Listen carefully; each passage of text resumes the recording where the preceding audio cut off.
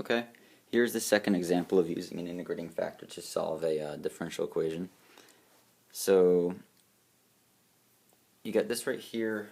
First thing you might want to try to do is see if there's even the possibility of using separation.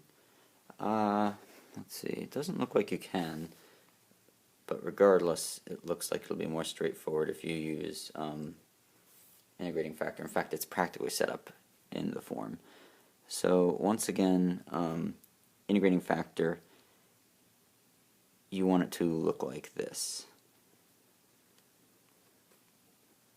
That, where the integrating factor is e to the integral of p of x. So in order to make this look like that, we want to divide the entire equation by 1 plus x. So let's do that. And I'm just going to write y prime for this, just for brevity's sake.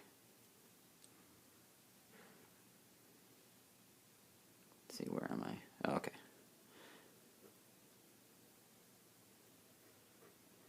Oh, there's the cat.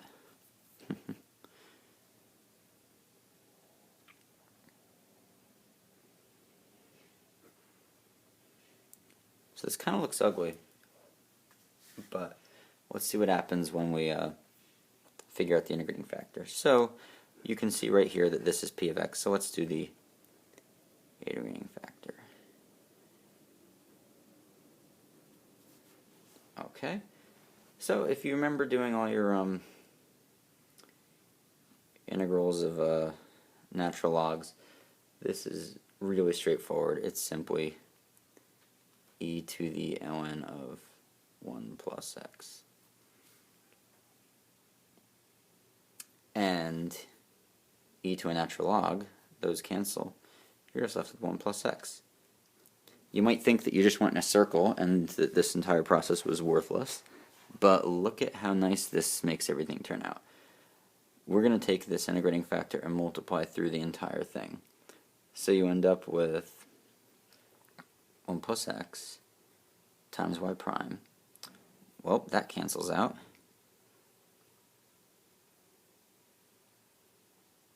And that cancels out. So it looks pretty darn good.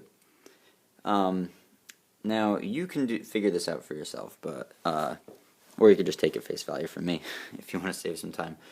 But this right here is the derivative of y times the integrating factor, and you can just multiply it out just to double check if you don't think you're 100% sure on the test.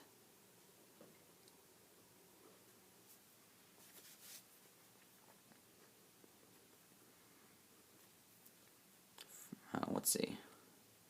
Yeah, first times the derivative of the second. I'll just do it for you. First times the derivative of the second. That's just 1. That gives you that. Plus second times the derivative of the first. Look, it works. Cool. Okay, so this should be straightforward. Let's get rid of this by taking the integral and do the same on the other side. Then you get y 1 plus x equals integral of cosine. You should know that the integral cosine is sine, so